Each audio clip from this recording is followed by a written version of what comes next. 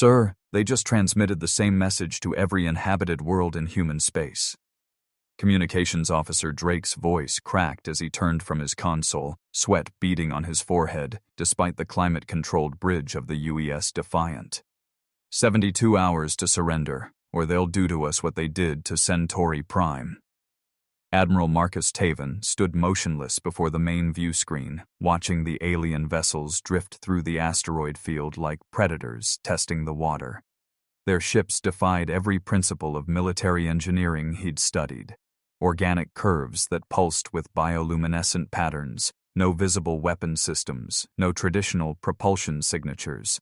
Just 3 scout vessels, each the size of a destroyer, moving with the fluid grace of creatures born in the void. "Show me the Centauri footage again," Taven ordered, his weathered hands clasped behind his back. The bridge fell silent except for the hum of life support systems as the tactical display shifted to archived recordings from humanity's outer colonies. The images still made seasoned officers sick. Centauri Prime's defensive fleet, 60 ships, good crews, modern weaponry, had lasted exactly 14 minutes against the Kytherian swarm. The attacking bioships moved like a single organism, anticipating human tactics, flowing around defensive positions like water finding every crack in a dam. When the orbital platforms fell, the aliens had methodically sterilized every square kilometer of the planet's surface with some kind of biological agent that dissolved both organic matter and synthetic materials into gray sludge. 47 star systems, Taven muttered, watching human ships explode in silent bursts of light. 47 civilizations, and not one of them lasted more than a day. "Admiral, incoming priority transmission from Earth Command." Drake's console chimed with urgent T codes. The holographic projection of Admiral Chen materialized in the center of the bridge, his usually composed features tight with stress. "Marcus, I'm authorizing Emergency Protocol 7. You have full tactical command of all human military assets in the outer systems." "Chen, we both know what that means," Taven replied. "You're asking me to buy time for evacuation. I'm asking you to find a way to win." Chen's image flickered as the transmission struggled across interstellar distances. "Dr. Hendricks is being transferred to your command. His research might be our only advantage." The connection terminated, leaving the bridge crew staring at their admiral. Tavan had earned his reputation fighting pirates and rebel colonies, but this was different.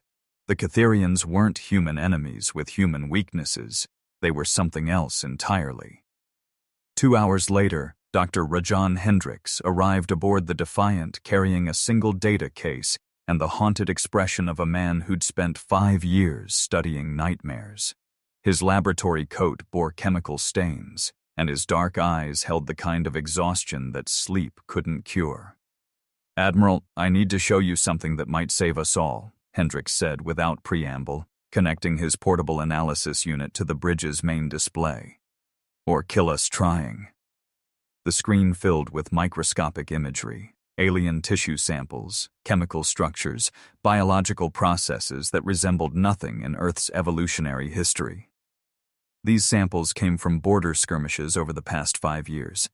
Every time we engaged Kytherian scouts, I collected whatever biomatter we could recover. Taven studied the data, recognizing some elements from his tactical briefings. "Their ships are alive.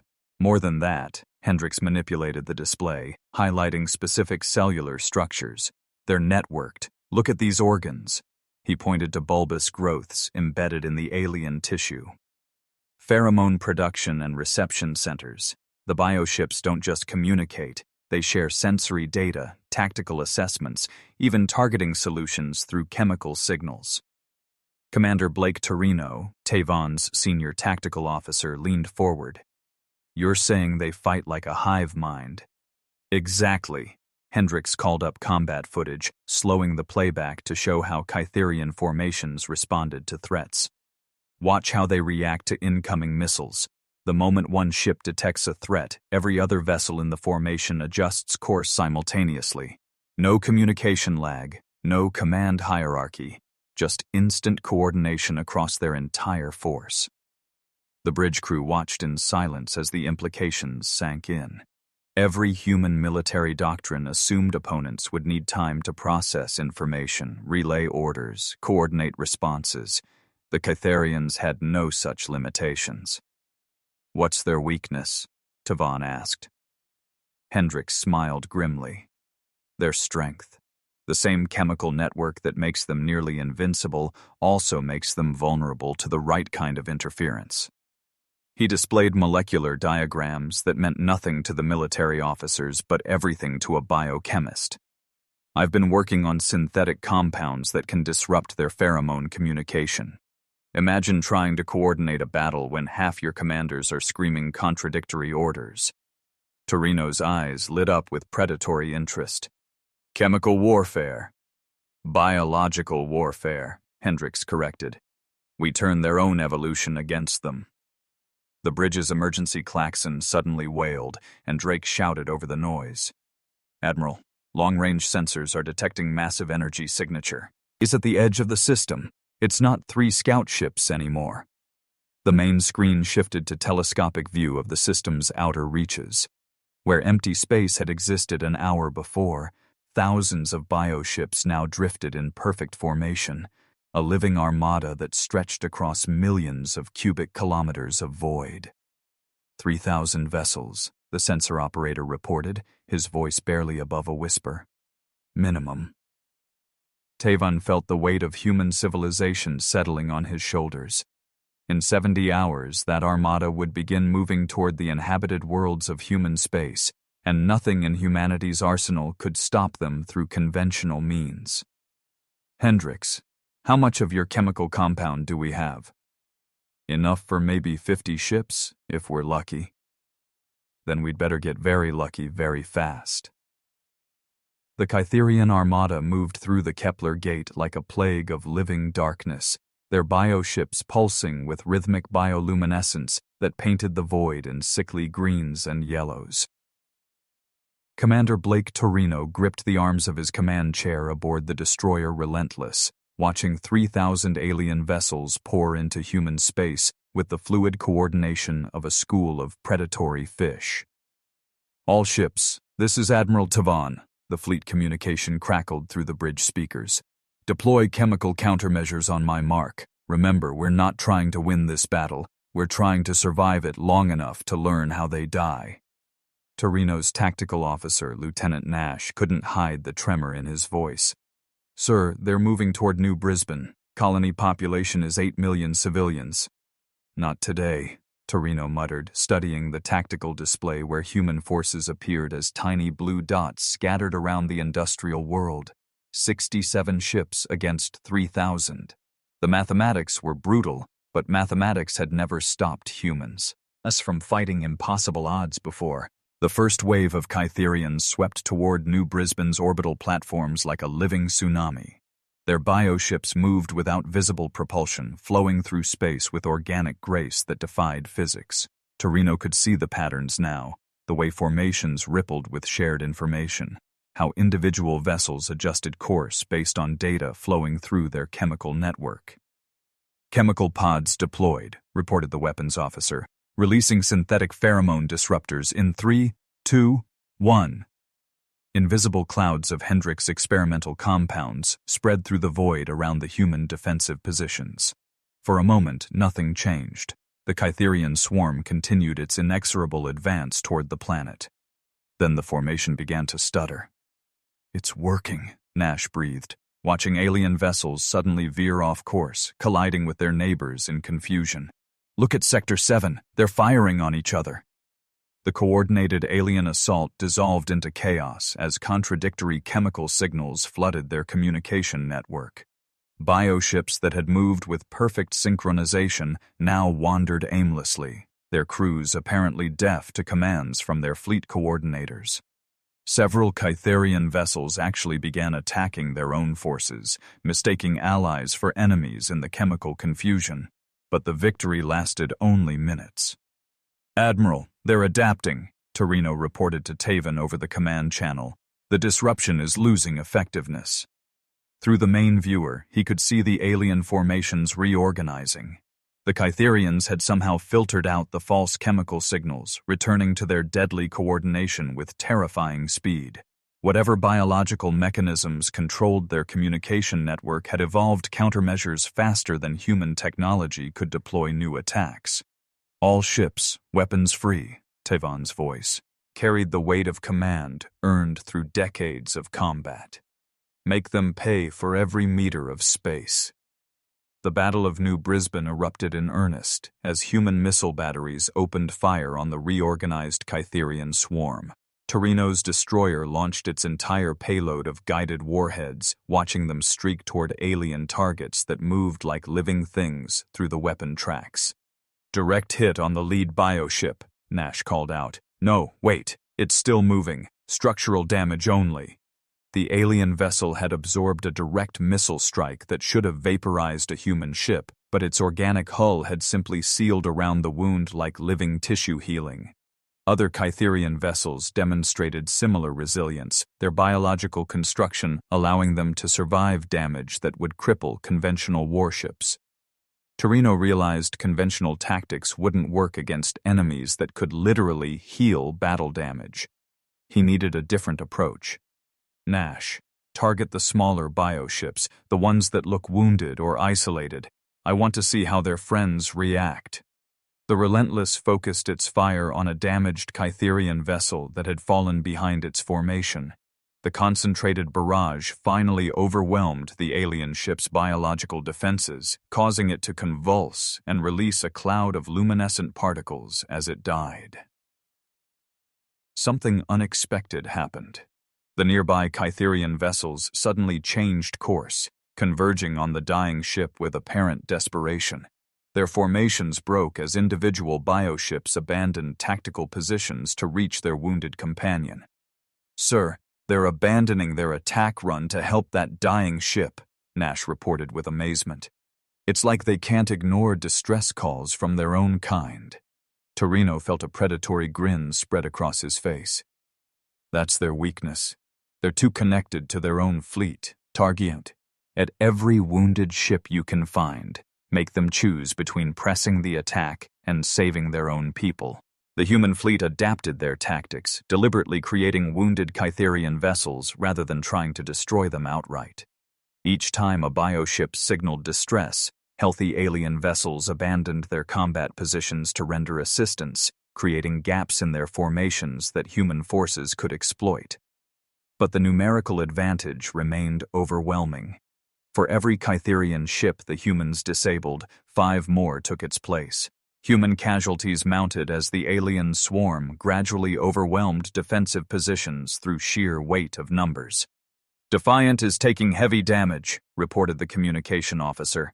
Admiral Tevon is requesting immediate assistance. Through the tactical display, Torino watched friendly ships wink out of existence one by one. The destroyer Manchester exploded in a ball of superheated plasma. The cruiser Yorktown went silent after suffering catastrophic hull breaches from Kytherian bioweapons that seemed to dissolve armor plating on contact. Sir, we're down to 43 ships. Nash's voice carried the weight of approaching defeat. The Kytherians are regrouping for another assault on the orbital platforms. Torino studied the tactical situation with the calm focus of a professional soldier who had accepted death as a probability rather than a possibility. The human fleet was dying, but they had learned something crucial about their enemies. The Kytherians' greatest strength, their interconnected consciousness, could also become a liability if properly exploited. All remaining ships, this is Commander Torino, he broadcast to the surviving human forces. We're going to give Admiral Tevon the time he needs to figure out how to kill these things. Target wounded hostiles only. Let their rescue instincts work against them. The battered human fleet prepared for what might be their final stand, hoping their sacrifice would provide. The intelligence needed to save humanity from extinction. Dr. Rajon Hendricks hadn't slept in 36 hours. His laboratory aboard the Defiant reeking of chemical compounds and burning electronics as he worked frantically to decode the alien bioship samples retrieved from the battlefield. His hands shook from caffeine and exhaustion as he manipulated the microscopic analysis, but his eyes remained sharp with the focused intensity of a man racing against extinction. The distress pheromones are different, he muttered to himself, comparing chemical signatures from damaged Kytherian vessels. Not just communication, they're triggering actual behavioral changes in the entire network. Commander Torino entered the laboratory still wearing his battle-scarred combat suit, the acrid smell of burned electronics and human sweat mixing with the chemical atmosphere. His destroyer had taken severe damage during the latest skirmish, but he'd managed to recover something unprecedented, an intact Kytherian bioship whose crew had apparently abandoned the vessel during combat. "Doc, please tell me that floating nightmare we dragged back has something useful inside it," Torino said, gesturing toward the alien vessel secured in the Defiance auxiliary hangar bay. Hendricks looked up from his analysis, his tired eyes suddenly bright with excitement. "Blake, what you've brought me is better than useful. It's revolutionary. This bioship isn't just alive, it's essentially a giant nerve cell with engines." The scientist led Torino through the laboratory to a containment unit holding what looked like a pulsating tumor the size of a human torso. The organic mass glowed faintly with bioluminescent patterns, and the air around it carried a sharp, ozone-like scent that made both men's eyes water. "This is their communication center," Hendricks explained, pulling up detailed scans on his display terminal. "Every bioship has one, but they're all slightly different, like individual vocal cords in a choir. The fascinating part is how they process information." Torino studied the alien organ with a mixture of disgust and professional interest. Meaning they don't just share tactical data, they share emotional responses. Fear, aggression, protective instincts, all of it flows through their chemical network. Hendricks manipulated the display to show pheromone cascade patterns.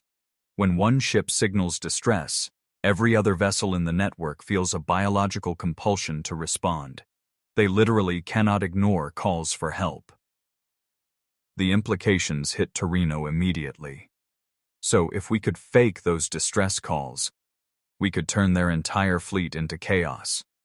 Hendricks moved to another workstation where he'd been synthesizing compounds based on the captured bioship's chemical signatures. "I've isolated the specific pheromone that triggers their panic response, the chemical equivalent of screaming 'help me' at the top of your lungs." Admiral Tavon's voice suddenly echoed through the laboratory's communication system. "All senior staff to the bridge immediately. We have a situation." Minutes later, Torino and Hendricks joined Tavon on the command bridge where the main view screen displayed a tactical overview of the new Brisbane system. The Kytherian fleet had withdrawn to the outer planets, but their formations showed signs of aggressive reorganization. "They're learning from our tactics," Tavon explained grimly. "The bioships are adapting their communication frequencies faster than we can disrupt them. Our chemical countermeasures are becoming less effective with each engagement." Lieutenant Nash, still manning the tactical station despite visible exhaustion, highlighted specific alien formations on the display. "Sir, long-range sensors are detecting massive pheromone emissions from their command vessels. It looks like they're preparing for a coordinated assault on all human positions simultaneously." Hendricks stepped forward, his voice carrying newfound confidence. "Admiral, I think we can do more than disrupt their communications. We can weaponize them." He connected his portable analysis unit to the bridge's main display, showing the molecular structure of the synthesized panic pheromones. This compound triggers an immediate flight response in Kytherian bioships, but if we concentrate the dosage and delivery method, we might be able to create a cascade effect throughout their entire network. Torino's tactical mind immediately grasped the potential. "You're talking about making their own fleet run away from itself." "Exactly. The beauty is that their interconnected consciousness means one ship's panic response gets amplified through every other vessel in their communication range." Hendricks manipulated the display to show theoretical cascade patterns. "We broadcast this synthetic fear pheromone during their next attack, and their biological networking does the rest of the work for us." Tavon studied the proposal with the careful attention of a commander who had learned that desperate situations sometimes required desperate solutions. How much of this compound can you produce? With the organic material we've salvaged from the captured bioship, I can synthesize enough concentrated fear pheromone to affect approximately 300 enemy vessels, Hendricks replied. But we'd need to deploy it at close range during active combat to ensure maximum network penetration. The bridge fell silent as the implications sank in. They were discussing a plan that would require human ships to engage the Catherian Arma at point-blank range while broadcasting chemical weapons designed to trigger fleet-wide panic. Sir, Nash interrupted quietly, long-range sensors are detecting movement in the outer system. The Catherian fleet is beginning their final approach toward New Brisbane. Through the view screen, the assembled officers could see distant points of light beginning to move with ominous purpose. 3,000 bioships, each one capable of devastating human vessels, were converging on the last major human colony in the sector. Torino checked his chronometer. They had perhaps 6 hours before the alien armada reached New Brisbane's orbital defenses. Admiral, request permission to lead the close-range deployment mission, Torino said formally. My destroyer took heavy damage, but she's still got weapons and engines. We can get close enough to make this work. Tavan nodded slowly, the weight of command evident in his weathered features. Granted. Dr. Hendricks, how long do you need to prepare the synthetic pheromones? 4 hours, assuming nothing goes wrong with the synthesis process. Then we have 2 hours to plan the most desperate gamble in human military history, Tavan declared. Gentlemen, we're about to find out whether humanity's greatest enemy is their own biology. As the officers dispersed to their preparations, none of them noticed the faint chemical residue still clinging to their uniforms from exposure to the captured Catherian bioship, residue that would prove crucial in the coming battle. The Catherian armada approached New Brisbane like a living storm cloud, their 3,000 bioships moving in perfect synchronization toward the orbital defense platforms that represented humanity's last stand. Admiral Marcus Tavan stood on the bridge of the Defiant, watching the enemy formation through the main view screen with the calm focus of a chess master preparing his final gambit. All human vessels, this is Admiral Tavan, he broadcast to the 41 SU, reviving ships of his fleet. Today we find out if evolution can be defeated by intelligence. Execute Operation Mindbreaker on my command. Commander Blake Torino's voice crackled through the communication system from his battle-damaged destroyer. Chemical payloads armed and ready, Admiral. My strike team is prepared for close-range deployment.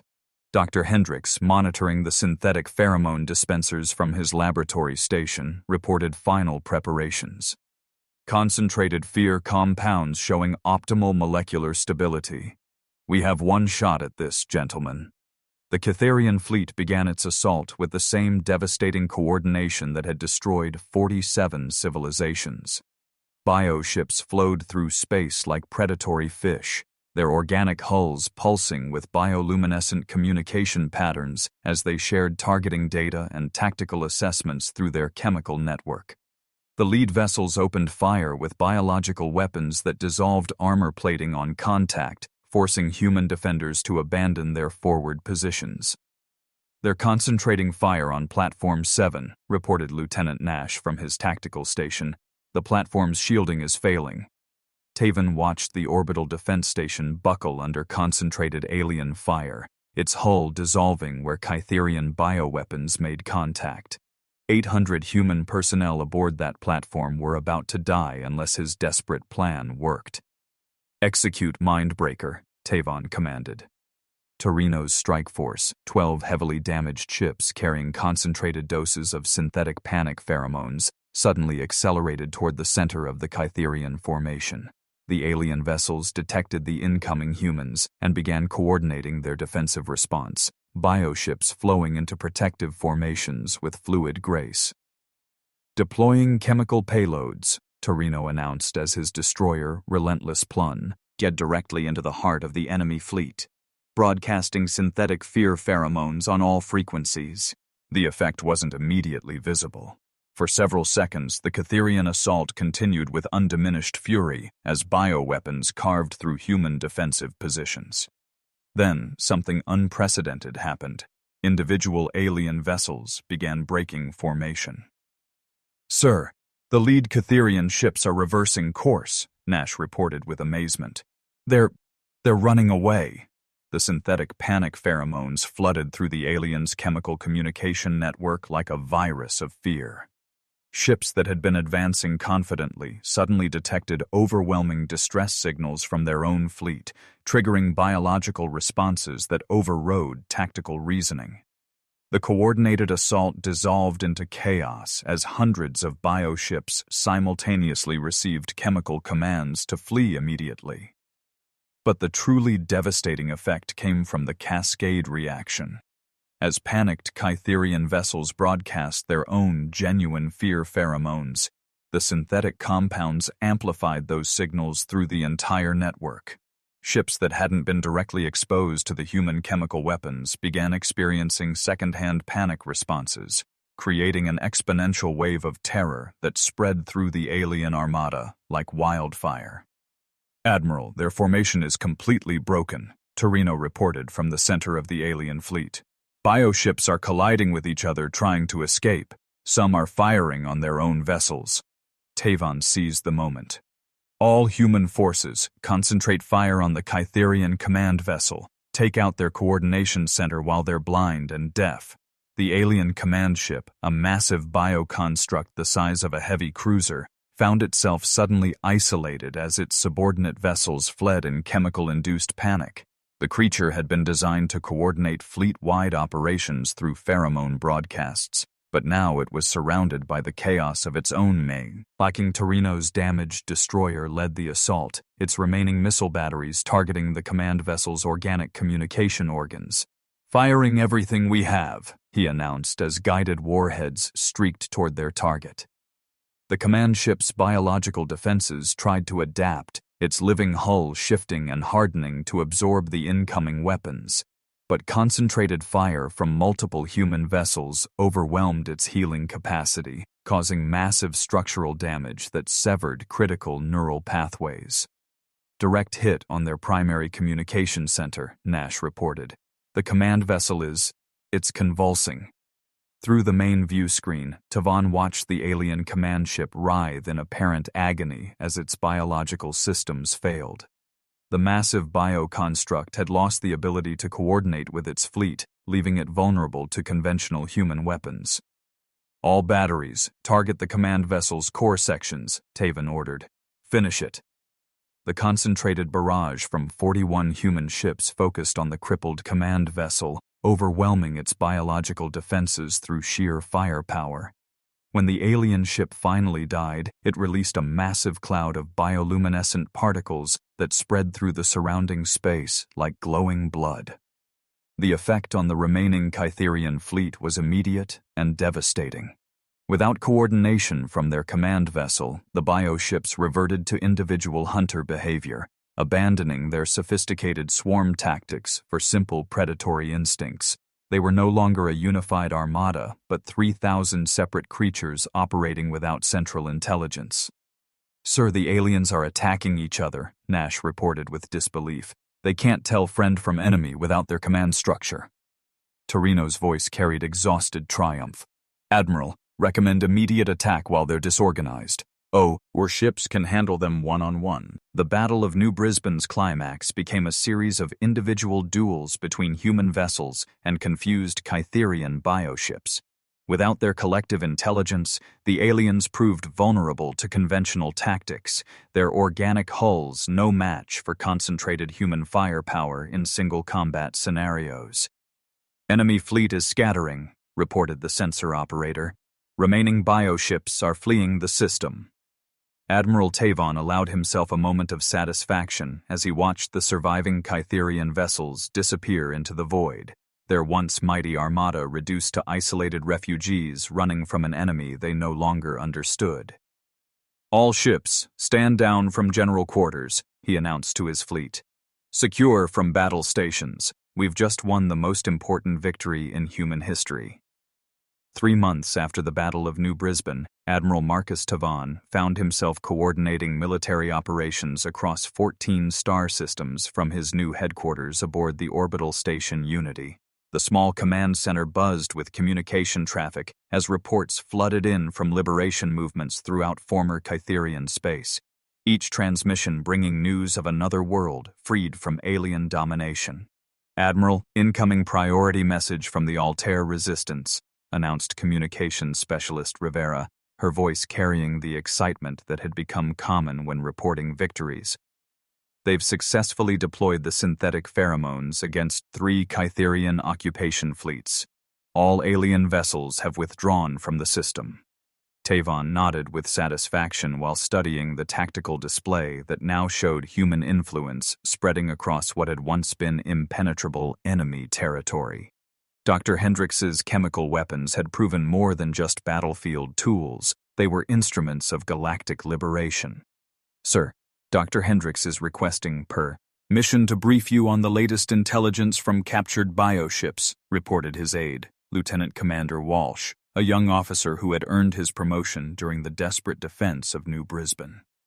Hendrix entered the command center carrying a portable analysis unit and wearing the satisfied expression of a scientist whose theoretical work had changed the course of history. His laboratory coat was cleaner now, but his eyes still held the focused intensity that had saved humanity from extinction. "Admiral, the intelligence we're gathering from liberated worlds is revealing the full scope of Kytherian biological dependence," Hendrix began, connecting his device to the main display. "Their entire civilization is built around pheromone-based coordination. They literally cannot function as a species without chemical communication networks." The display showed intercepted alien communications, desperate transmissions between scattered Kytherian forces trying to maintain coordination while under constant chemical assault from human-equipped resistance movements. The messages painted a picture of complete systemic collapse as the aliens' greatest evolutionary advantage became their fatal weakness. Commander Torino, recently promoted to fleet captain after his heroic actions at New Brisbane, entered the briefing room with reports from his reconnaissance missions. His new command, the heavy cruiser Retribution, had been leading deep strike operations into former Kytherian territory. "Admiral, the situation is accelerating beyond our projections," Torino reported. "Intelligence networks are distributing synthetic pheromone production techniques through black market channels faster than we can track. Former tributary species are manufacturing their own chemical weapons using materials we never provided." Tavon appreciated the irony. Humanity had created a weapon so effective that other species were reverse engineering it from battlefield residue and intercepted communications. The galaxy was teaching itself how to fight biological tyranny using human innovation as the foundation. "What's the status of organized Kytherian resistance?" Tavon asked. "Minimal and decreasing," Torino replied. "Their fleet coordination has collapsed empire-wide. Individual bioships are still dangerous, but they're operating as isolated raiders rather than coordinated military forces. Most are fleeing toward the Galactic Rim." Dr. Hendrix manipulated his display to show pheromone distribution patterns across multiple star systems. "The fascinating aspect is how rapidly the synthetic compounds have evolved. Resistance movements are creating new variants targeted at specific Kytherian subspecies, making it impossible for the aliens to develop universal countermeasures." A priority transmission indicator flashed on the main communication console, drawing everyone's attention to an incoming message with Kytherian origin codes. The bridge fell silent as the alien communication played through the speakers. The voice was unlike anything the humans had heard before, multiple tones speaking in harmony, the sound of a collective consciousness addressing individual minds. Despite translation difficulties, the meaning was unmistakable. "Human military commanders, this is the Kytherian High Command speaking for all remaining bioship collectives," the transmission began. "We formally request cessation of chemical weapon deployment against our people. We acknowledge complete tactical defeat and offer unconditional surrender of all territorial claims in exchange for survival of our species." The message continued with detailed proposals for territorial boundaries, reparations, and restrictions on Keith's Ryan military activities. What struck Tavon most was the tone, not the arrogant ultimatums that had started the war. but the desperate pleas of a defeated civilization begging for mercy. "Admiral, they're offering to share their biological technology in exchange for guaranteed protection from synthetic pheromone attacks," Walsh summarized as the transmission concluded. Tavan considered the implications. 6 months ago, humanity had faced extinction at the hands of an apparently invincible enemy. Now that same enemy was offering tribute in exchange for survival. The reversal was so complete, it felt surreal. "Draft a response accepting their surrender," Tavan instructed. "Include provisions for demilitarization of their remaining bioships and establishment of human monitoring stations in former Cytherian space." As his staff prepared the historic document, Tavan reflected on the lessons learned during humanity's first galactic war. The Cytherians had possessed superior numbers, advanced biological technology, and millions of years of evolutionary refinement. But they had also possessed a fatal flaw. Their strength had become their weakness when faced with an enemy intelligent enough to exploit biological systems. "Sir, incoming communications from Earth Command," Rivera announced. "They're requesting your recommendations for establishing permanent human military presence in liberated territories." Tavan smiled grimly as he prepared to respond. Humanity had not only survived its encounter with galactic predators, they had become the dominant military power in this region of space through pure tactical innovation. The species that had once faced extinction was now writing the terms of galactic peace. "Tell Earth Command that humanity is ready to assume responsibility for maintaining stability in former Cytherian space," he replied. "We've earned our place in the galaxy." The irony was perfect. The Cytherians had wanted war with humans, and they had won, a victory so complete it had destroyed them. If this story gave you chills and you're craving more epic HFY battles, now we want to hear from you. If you could weaponize any human trait or discovery against an alien invasion force, what would be your ultimate biological warfare strategy? Drop your tactical genius in the comments below. We read every single one and love seeing your creative battle plans. Thanks for joining us at Stellar HFY, where humanity's greatest weapon isn't technology, it's the ability to turn an enemy's strength into their fatal weakness. See you in the next story, soldier.